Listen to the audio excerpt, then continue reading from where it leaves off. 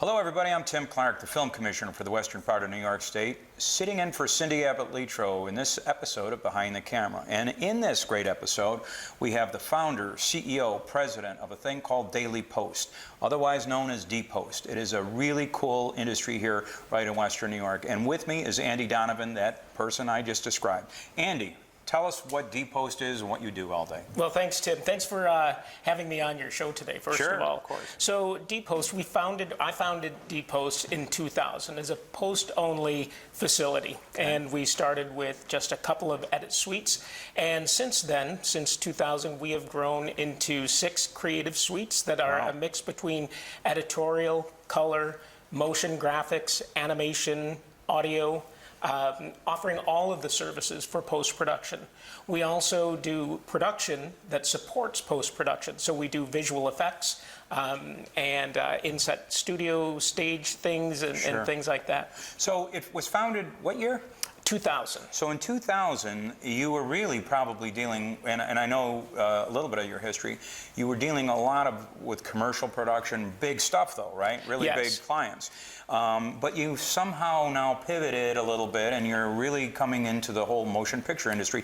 You're not even coming into it anymore, you're immersed. Yes, we've been very fortunate throughout our tenure here that we've had some terrific clients, some terrific ad agencies that brought big names to us. We do a lot with Lowe's, we do a lot with BMW, we do some with Mattel, we do work with some of the biggest brands in the industry. Kraft is another one that we frequently work with. And although at one point we saw nearly 100% of our work either corporate or commercial based. Right. Now we're seeing a very big divide between commercial production and entertainment based, whether that be documentaries, movies, television series, and the likes. Is it a big difference, because I gotta believe they're two different things, but it's really the same. It takes a lot of the same skill sets, but there is enough of a difference that if you're working on long format, longer projects, you've got more time that you can invest into it. Commercial production, they tend to be in and out very quickly. Budgets are demanding. They have initiatives that they have in their marketing departments that require them to finish things quite rapidly. The difference that I see is that my editors, my creative personnel are allowed to think a little bit deeper, stay a little bit longer, really perfect the craft that they are putting together for the end consumer. Right. How has technology changed? Because, in 2000, it was a whole different world. Here we are 24 years later. Yes. And, there's all kinds of things, including AI and other things that are, standing at our doorstep. How has it changed and what have you seen? So it's changed dramatically. Since I got into the business to today, it is night and day. When I first got into the business, and I was an editor for about 17 years prior to opening my own shop, so a considerable amount of time I spent behind the screens. And I started with linear editing, then transitioned to nonlinear editing. I was an avid editor for many years with different studios here in town. When I opened up dPost, dPost back in 2000, we started with just a couple of Avid suites, and the cost of entry was enormous. I think that each of the Avid suites, when we put them in, ran around $70,000 investment to get into the game. Now you can really put together a terrific nonlinear edit suite with all of the bells and whistles for about $12,000. So the cost is different. The technology is different. We're able to do things faster, more efficiently, giving the artists and technicians time to really perfect what it is that they do. Do you think, so what's the next thing, right? Because it's always evolving. What do you think, what are you doing here that's making sure that you're sort of on the edge of the next thing? I think right now a lot of our areas of concentration deal with AI and how technology is improving to the point where it becomes a new tool, not a tool that replaces creative, not a tool that replaces creative people, but it takes a lot of the routine work out. It gives you the ability to concentrate more on the best parts of the business. So we are constantly investing in both financially as well as mentally the improvements in AI and how we can infuse that new technology into our company. Well, I know a lot of people are very afraid of change, and the actors in particular and the writers in this last negotiation were really all very, very concerned about AI and what it might do to their specific part of the industry. My feeling always is, you know, look, it's here, so you have to embrace it and find the best in it. Are you scared of any part of this? Do you feel that this is a threat to anybody? Well, you know, I mean, that's a great question. And yes, I think that there are certain avenues, certain career paths that should be concerned when we can easily, smoothly replace human element with technology. That's not really the right approach. But what we like to do is embrace it for what it's truly designed for. And I think that provided that you do that, you can become a problem solver. You can elevate your creative. You can open up new possibilities that wasn't available just a short time ago. So done in the right way, used in a very conscientious way, I think that AI is truly magnificent. And I think that we'll see a lot of that being infused into movies and television and documentaries and even television commercials as well. Well, and to your point on Avid, I think it'll become more reasonable and less expensive, so it'll probably be used more too, right? I agree. Yeah. And then it will allow directors and producers to take the budgets that they have and more efficiently spread those dollars into different areas so that they can more easily afford some of the higher end talent or production skills and technology. Speaking of talent and higher end talent in particular, it's funny because dPost is sort of hiding in plain sight. You know, it's downtown. It's in a very, I would almost say, secluded location, and probably by design.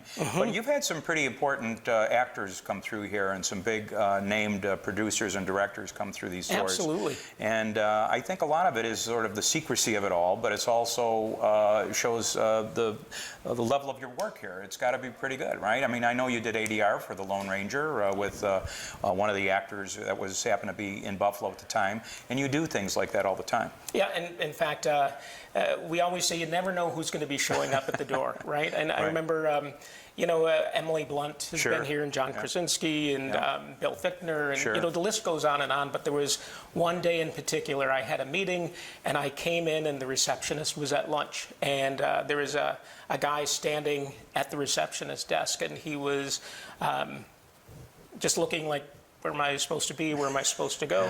And I walked up to him and I said, do you need me to sign anything for you? And he had this very concerned look. It's like, no, I'm here for an ADR session. I'm Josh Gad. Oh, so, there we go. And here I thought he was a delivery guy because he was all casual and things like that.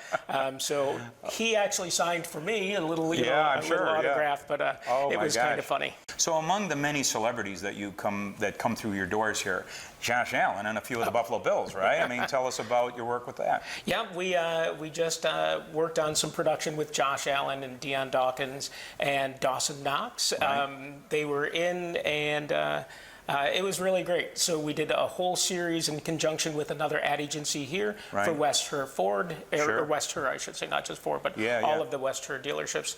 And it was terrific to spend some time with those guys. And I'll tell you what, they were on a schedule that was crazy. I don't remember the exact number of finished pieces that they had to perform to, but it was large, and these guys were pros.